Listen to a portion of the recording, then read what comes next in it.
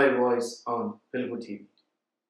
We have Dr. Rao Mulpuri in our studio as a guest, who is the founder of Curie Learning, Madam Curie Preschools, and a professor too.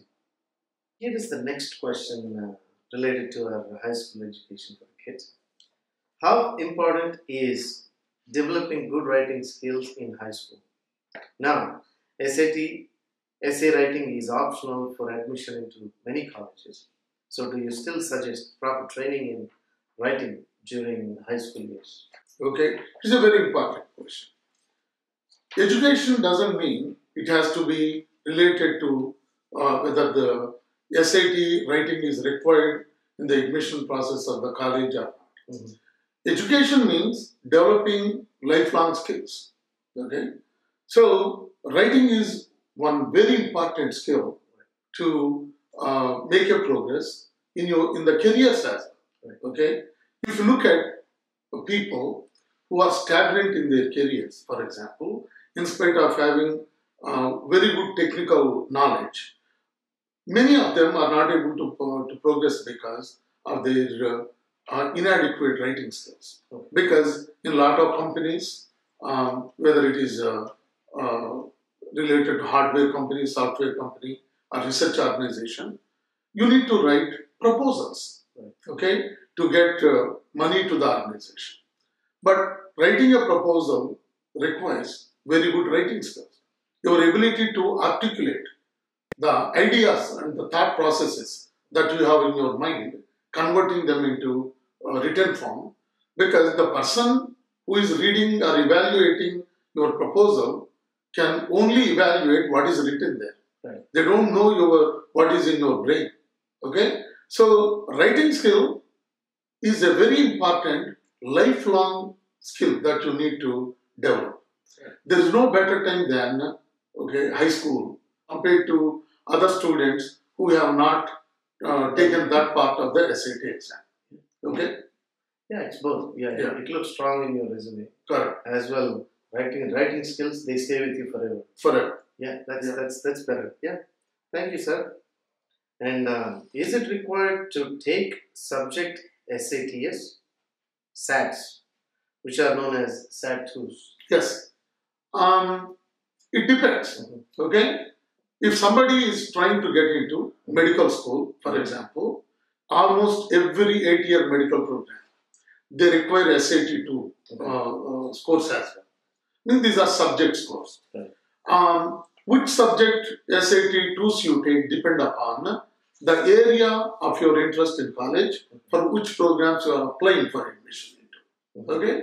If it is medical related admission, okay, including ranked universities, like top 30, 40, 50 ranked schools in the country, they look at SAT2 scores as well. If it is medical, then you have to take SAT2 in biology, SAT2 in chemistry, and some schools suggest even physics also. Okay, SAT2. And one humanities related. A lot of schools, even in medical admission, they expect you to take one humanities related SAT2, like history, philosophy, or something like that. And most of the ranked universities, they do ask for SAT2 scores as well. Okay. So that extends this question. So, when should the student take the SAT2s? Okay, it's a very good question. Lot of students don't know when to take the SAT2. If the student has a plan to take AP course, okay, suppose the student has taken biology in the 9th grade or even 10th grade. Next year, he or she is planning to take AP biology. Okay, then it's a good idea to take SAT2 on biology. In the same year, they are taking the AP exam. AP exams are usually taken in the month of May, and SAT2s are conducted in June. You already prepared for the AP exam in biology, then SAT2 in biology, which is even a lower level exam compared to AP biology. Okay, so it is a good idea to take it in the same year that you take AP course, then complete your SAT2 exam on that subject as well. Right. And it's a good idea to buy the SAT-2 book in the beginning of the school year itself and prepare SAT-2 in parallel with your AP exam prep, so that it's a matter of few hours for you later to prepare for SAT-2 on that subject, because you are already parallelly prepared for it along with the AP course. Okay. Nice. So, I have heard about these recommendation letters. Yeah. So, are they really useful, helpful to the students when they? They are very important. Oh. Useful means a good recommendation letter may not help you, but a bad recommendation letter will kill the chances of getting into college. Okay. So, like something like in a job, some people complain. Okay, I do my job 99.99% of the time right. Nobody praises me when I do my job. But if I do just one thing wrong, then everybody is on me. Yeah. Because when you are an employee, you are expected to do everything that you do right. Similarly, when you are a student, you are expected to do well in academics, and you are supposed to behave well also in the classroom. Okay? So, oftentimes, bad recommendation letters are associated with the behavior. Students, some of the students, they may be very intelligent. They are academically, they are getting good grades also, but they don't behave well in the class. They rather interrupt the class with their childish behavior. Or you may say that their children aren't they supposed to behave like children. Okay?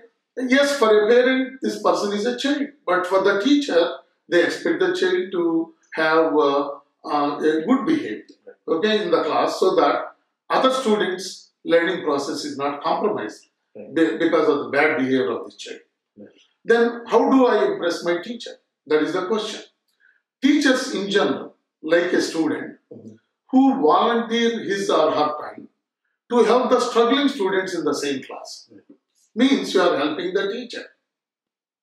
Okay? So, obviously, every human being likes the people who help them. So, if you want to get a good recommendation letter from a specific teacher, you not only impress the teacher with your intellectual ability by scoring well in all the tests that you take with the teacher, and also with your good behavior, but also by helping the teacher in the classroom, in the sense helping the struggling students in the class, the teachers really appreciate, then give good recommendation letters for you. Okay, so I really advise all students to behave responsibly in the school, okay, and also outside the school as well. One of the big problems nowadays in the schools is peer pressure, which results in basically bullying. Okay, when I say peer pressure and bullying, these are related. Okay, you want to be popular in the school. You think that picking on a weak-minded student along with the other people, it will make you popular. But in the process, you are hurting a fellow student. Okay? And nowadays, it has become a big problem. If once that student who is a victim of this bullying goes and complains to the school principal and then show as an evidence the text message conversations that happened between him or her with the other people who are involved in this bullying process, then the student may be expelled from the school. Okay? Then that is a bad mark on your record, school record. And every teacher in the school will also know about it. That you are involved in the bullying. That is going to reflect in the recommendation letters. So, behaving responsibly is very important, not only within the classroom confinement, even outside with the fellow students. Because most of the bullying may happen outside the classroom, during lunchtime in the cafeteria, or later after going home through this electronic media. Yeah, kids, just be aware of these, behavior is very important along with your skills or grades and whatnot. So behavior is underlined. That's very important. Thank you, sir. That is, behavior is very important. Yes. Here is the next question. So how many colleges should the student apply? And what is your suggestion about selecting the colleges to apply? Again, it depends upon your goals. Okay. Let us say you want to apply for 8-year or 7-year direct admission medical colleges. Mm-hmm. Obviously, you need to apply more Mm-hmm. because you can't put all your entire hopes in 1 or Just 2 or one. 3 places. Then you need to apply 9, 10. Some people even apply to even more than that. Mm-hmm. First of all, there aren't too many programs across United States that directly offer 8-year medical college admission. Especially, I'm talking about reasonably good programs. Okay, then obviously, then you need to apply to as many as possible. Okay. And on the other hand, you are a better than average student, Mm-hmm. but not a spectacular student with GPA wise or anything. Look, when I characterize not a spectacular student, I am not saying that intellectually. I always believe that every human being has good intellectual capability. Right. But what makes a good student is the effort they put compared to a mediocre student. It is the effort. More effort you put, then you have better things to show with respect to GPA and other things that you do as a student. Right. Okay? So, if you already made up your mind that you want to go to only state school because of your economical background, Mm-hmm. parents cannot afford to send you out of state schools paying exorbitant tuition fee, then obviously your focus is on maybe 4, 5, 6, 7, 8 state universities within your state. Right. But you are a reasonably academically a good student and money is not a factor. I still recommend 8 to 10 colleges. Okay. And how do you choose which colleges to apply? Mm-hmm. My rule of thumb is you choose 1/3 of the colleges that you want to apply Okay. in such a way that those 1/3 are easy for you to get in. Because as I told you before in one of the earlier segments, the colleges publish the data. Right. The average GPA of incoming freshmen, average SAT scores. Based upon that, you can easily figure out the colleges where you have almost close to 95 to 100% chance of getting into the college. Right. Choose 1/3 of the colleges like that. Then another 1/3 of the colleges where you have roughly around 50% chance, 50 to 70% chance of getting in. Mm-hmm. And then another 1/3 where you may have less than 20% chance, or maybe even a toss-up. Right. Okay?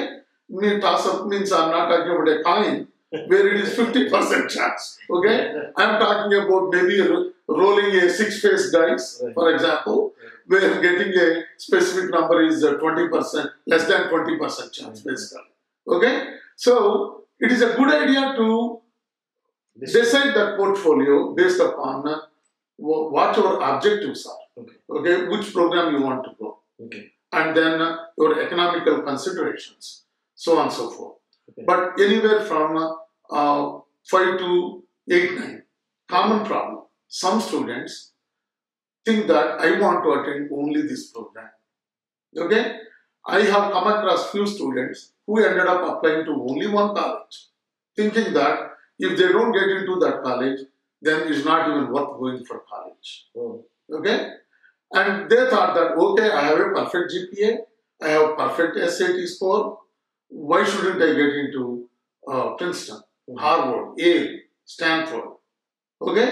They think that I may shoe in. I mean, I will certainly get admission. I don't want to waste my time applying to other colleges. Mm-hmm. And I want the parents and the kids to understand, among these Ivy League schools and also other highly ranked colleges, Mm-hmm. they get applications from, let us say the school accepts 1,200 students per year. Mm-hmm. more than 1200 students who are the applicants have perfect GPA, perfect SAT score, and so on and so forth. Okay. So just because you have a perfect GPA, perfect SAT, it doesn't mean that you have a chance to get into the college of your choice, that one college. I know one student who applied to only one college, who didn't get it, and it's already too late for you to apply to any college. The only option you have available is a community college, where you can apply any time and get it. But a kid who wants to get into Ivy League schools, is he or she willing to go to a community college? Rather, what they do is they wait one more year grudgingly and then apply to college. It's not a good idea to be in that situation. It's a good idea, even if you have a perfect GPA, to apply to more colleges, 8 to 10, if you have a good GPA. Some high-level colleges, and research has proved that when they conducted the survey on the students who graduated from the colleges, more than 95% of them stated after graduation that they had good time in the college they attended. Okay? So initially some of them probably didn't get into the college of their first choice, but ended up going to that specific college for one reason or the other. Still, when they graduated, they are pretty happy with the college they attended. So all this is a temporary thing.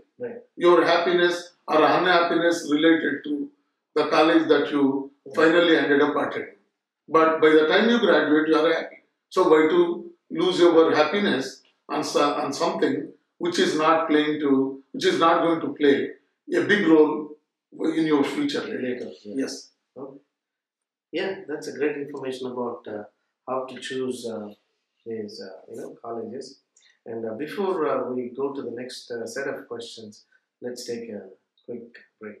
Curie Learning After School is a premier after-school institute for academic excellence from kindergarten to high school. Enrichment and advancement programs in English, math, and sciences. Skilled coaching for Thomas Jefferson, Academy of Science, Academy of Engineering and Technology, SAT and ACT, contributing more than 10% of freshmen to Thomas Jefferson every year. Curie Learning, the one-stop shop for all your kids' academic needs. Visit us at www.curielearning.com. Healthy Dental, a place that promises a perfect smile makeover for adults and kids. Well-trained, experienced, and friendly staff. Dentists use the latest equipment and technology to provide all dental procedures. State-of-the-art facilities and beautiful, soothing treatment rooms. All general, cosmetic, and pediatric dentistry services are offered.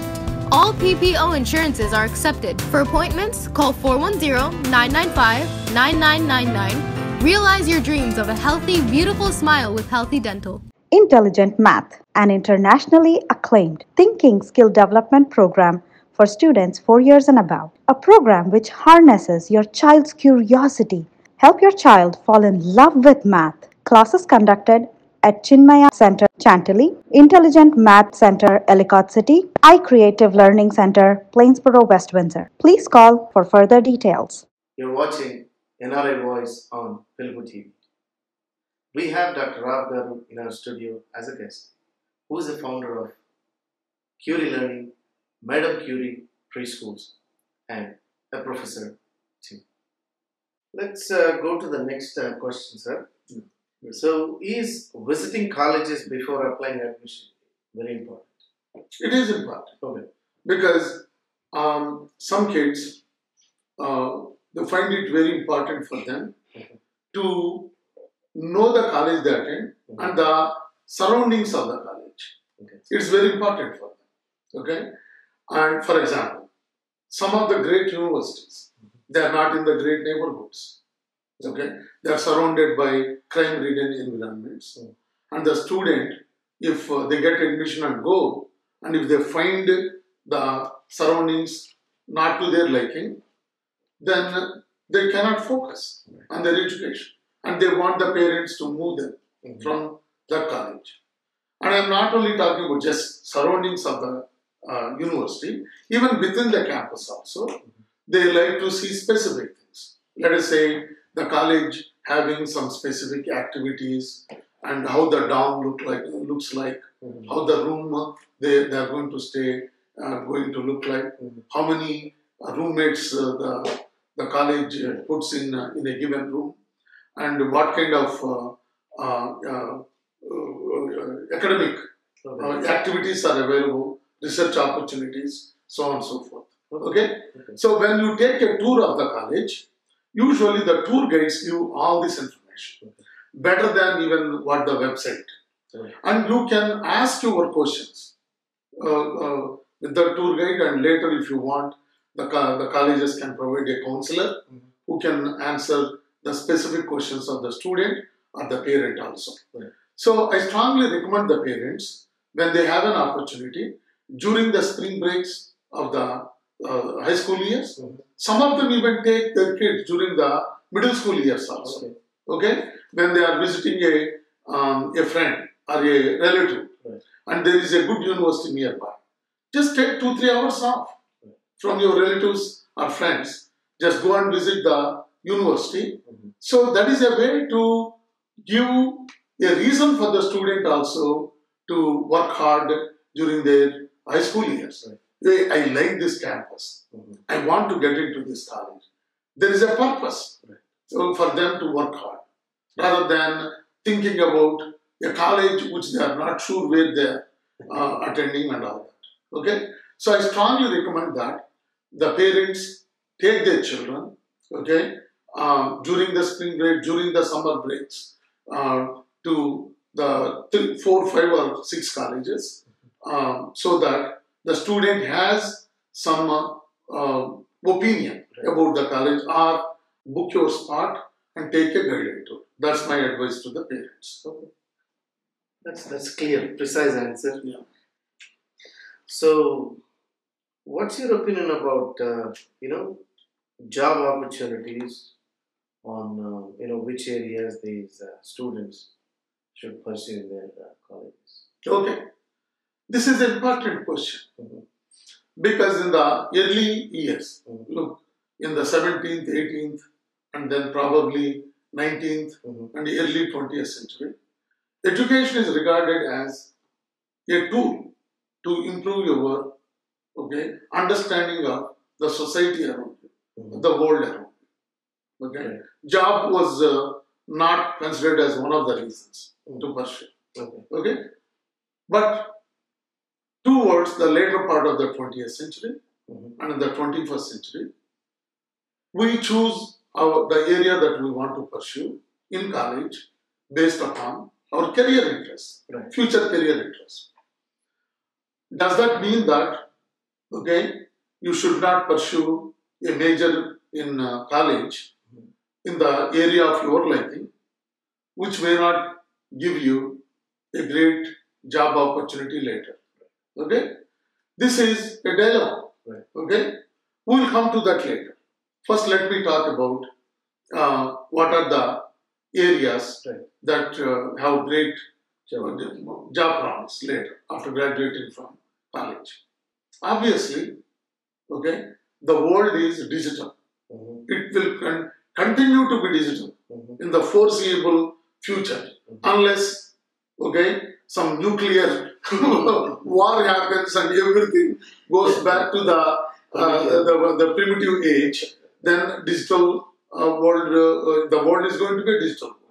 So obviously, the areas such as computer science or related software areas. Now this has invaded into science as well. Okay, they have majors like bioinformatics. Okay, which are very good areas to pursue, and regular, let us say, biomedical sciences. Well, there is one problem right now with biomedical sciences. Right now, compared to the jobs that are available, the number of colleges offering this major is too many. Colleges are offering it. So due to that, there is a glut of people with major degrees in biomedical sciences compared to the jobs that are available. But in future, the jobs number will improve. Okay? But almost every college is offering biomedical right now. So you can be in that area right now, but sometimes don't expect immediate job in that one. You may have to pursue a graduate degree also to get a job in biomedical sciences. But it's a great area. Why? In the human history, if you look at it, if once we have enough food to eat, then we want to look at the luxuries. We want to buy a car. We want to buy a house. We have enough money for that also. What is the next thing we focus on? Our health and a quality of health. Not just living for longer years. It is about what quality of life am I going to have during my years on this earth. So, health is a big area right now. Not only now, in the foreseeable future. In my opinion, this health care, not just for the person who is already inflicted with some disease, but health with regard to having a quality life, means preventing the potential health risks of the future, is becoming increasingly important. Okay? So, people want to go through DNA analysis and then see what are the possibilities for me to inherit diabetes or maybe heart-related diseases or Alzheimer's, things like that. Okay? So, there is a lot of research being conducted. How to avoid these possibilities with these hereditary diseases, basically. So, there is a lot of research, and I can see that not from the next century, next few decades, there is a possibility that we will be able to find therapies and techniques where we can prevent even these hereditary diseases like diabetes and heart-related ailments, or even Alzheimer's, which is one of the least desirable disease anybody would like to have. Okay? And having a great quality life by preventing these diseases to ever come to you. So, healthcare, as a doctor and as a researcher, as an engineer, health in the past was only considered as the domain of a doctor. Those days are gone right now. Healthcare is everybody, means all disciplines are involved. Not only doctors, scientists, engineers, because go to a hospital today, it is technology driven. The instrument they hook you up, and the way patient records are maintained, the way diagnosis is done after they take the X-ray, or after they take some other method of a scan or whatever to analyze the data. Okay? So anything related to health is big with respect to job opportunities. And then energy is another domain. As number of human beings increase on the planet, the power, we are using more and more power for not only for regular lighting purpose only, for providing quality of life, air conditioning, computers, okay, appliances, so on and so forth. So this is one big domain for future job opportunities. Energy generation, using not only the fossil fuels, okay, but using resources that never deplete, like wind, solar. These are becoming very popular, and it has been proved that, okay, by using proper techniques, generating power using these sources are, okay, the cost of generating power is not too exorbitant compared to generating the power using fossil fuels. Okay? So, a lot of research is going to make them even less expensive compared to fossil fuels. So, generation of power is one thing. Number two, distribution.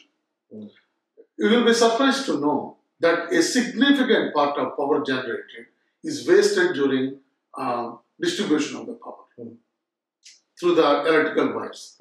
Because the wires possess some resistance, so it is dissipated in the form of heat. Okay, so how to minimize, contain the energy loss during the distribution phase? Okay, that is finding the metals or alloys, metal alloys, that have very low resistance, so that you can minimize the power loss during distribution, and using better switching mechanisms for power. Okay, so these are going to save a lot of energy. So there are a lot of jobs related to power generation, power distribution. You'll be surprised. We don't have enough number of people in these areas, okay, to employ right now. There are more jobs available in power sector than number of trained people in power sector. Okay, especially in US and some European countries. It is, in my opinion, that is one great territory for anybody to get into. And of course, there are several things like communication, hardware, microwave communication. I mean, everything is wireless right now. Even people thought that computers can communicate with each other only through optical fibers. That is gone. With wireless, we are communicating with other computers. So, microwave communication is one big thing where there are fewer number of trained people available compared to the job opportunities in microwave communication area. Like this, there are so many areas. But this high technology, robotics, for example, another thing. But fortunately, there are a lot of trained people in robotics. Why? Because during the middle school or high school years, a lot of schools have robotics clubs, and kids are fascinated with robotics. So a lot of kids think about robotics. We have right now adequate amount of workforce trained, but in future though, there will be scarcity for people with expertise in robotics for various applications. Like that, we can talk a lot about it. Yeah, thank you. Wow, that's a long spectrum of job opportunities. There are a lot of areas available out there. Yeah, thank you. So, high school students, kids, college goers, there's plenty of opportunity for you in future. All the best. So, before we go to the next set of questions, we'll take a quick break. Thank you. An important announcement for all parents. Colorful books stimulating the real test format prepares your child to ace the test. Visit www.math-knots.com to book your copy. Are you experiencing a complex immigration problem? Feel like your immigration is going nowhere? Somi Reddy Law Group simplifies it for you. So call us now for professional advice with complete confidence. Email info@somireddylawgroup.com or visit somireddylawgroup.com. You're watching NRI Voice on Pilupu TV. So here is a very important and very interesting question. So some students say that they need to pursue the area of their interest without thinking about job prospects. So what is your advice for such students? I mean, very, very important question. Actually. A lot of my friends' children, they had this question. So you need these skills. And many times, kids are confused between hobby and the career. They are very confused. Right now, let us say they are very good with instrument, violin, tabla, okay, or a keyboard, or they are very good in vocal also, opera, or classical music, okay. They think that they should pursue their college education also in the same area, because that's what they like, okay. Some people say, I want to pursue it in English because I like literature, okay. Or some other, let's say it can be psychology, liberal arts, international studies. One of the popular majors right now is international studies in US among a lot of youngsters. But think about it. What are the jobs you get with, okay, college degree in international studies? State Department job? Or maybe some high-level companies would like to have their employees have that kind of knowledge and experience. But how many jobs are there? The State Department jobs are too few, government jobs in international relations, and highly competitive. They conduct entrance exam for that. Very small percentage of them are selected. But when you look at number of people who graduate with that major, that is a huge number. So my big suggestion to the youngsters is not to confuse between your hobby versus career. So, high school kids, so there is a difference between hobby and your ambition, career. Yeah. So, yeah, find the difference, and then get your path built based on that. Yeah. I wish all the students, okay, to have a wonderful education in future and also great careers also. And I also suggest to the parents not to feel too much tension about their kids' education and then their, what futures they are going to have. Then do the right thing at the right time. Okay. If you are confused, then seek somebody's advice. Right. Both can enjoy their life with proper knowledge of what they are into and then making right decisions at the right time. Thank Okay. I wish everybody good luck. Thank you, sir. So we have the last question of the session. Go ahead. So, what do you suggest on choosing the college to attend after receiving multiple admission offers from colleges? We partially addressed this Okay. in the previous segment.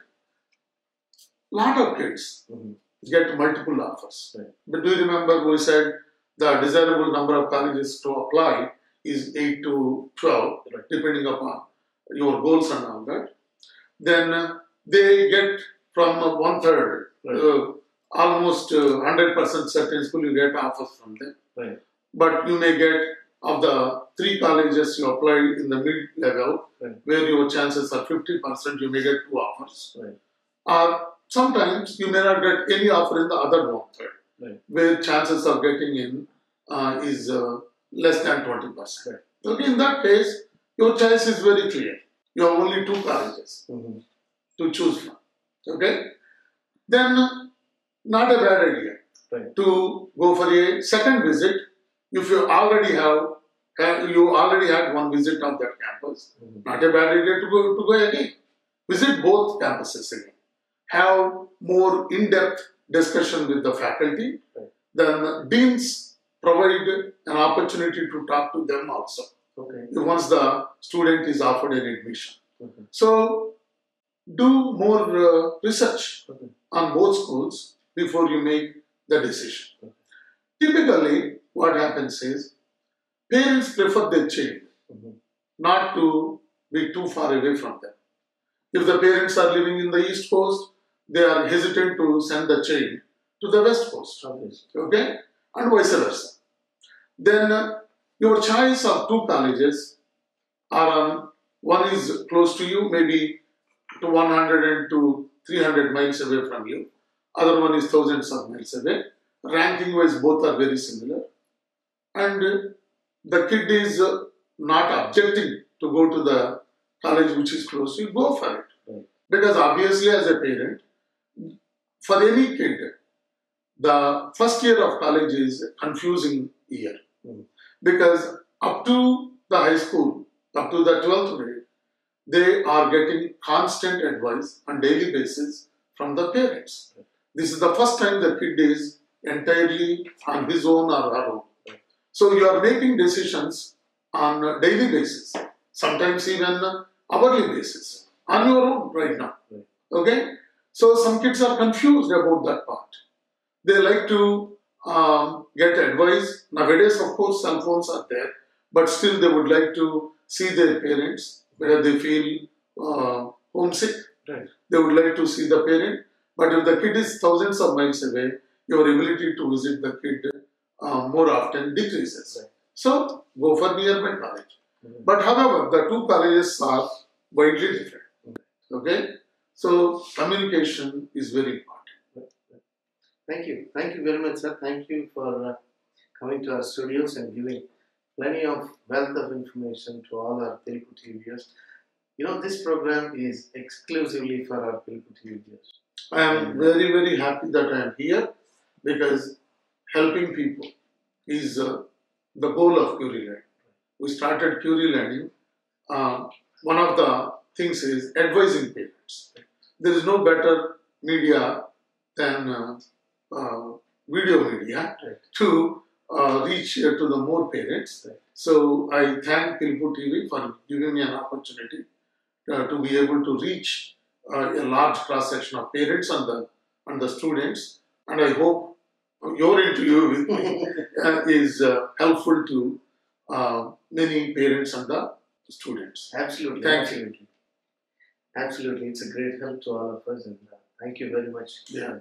Please connect to us on Facebook, YouTube.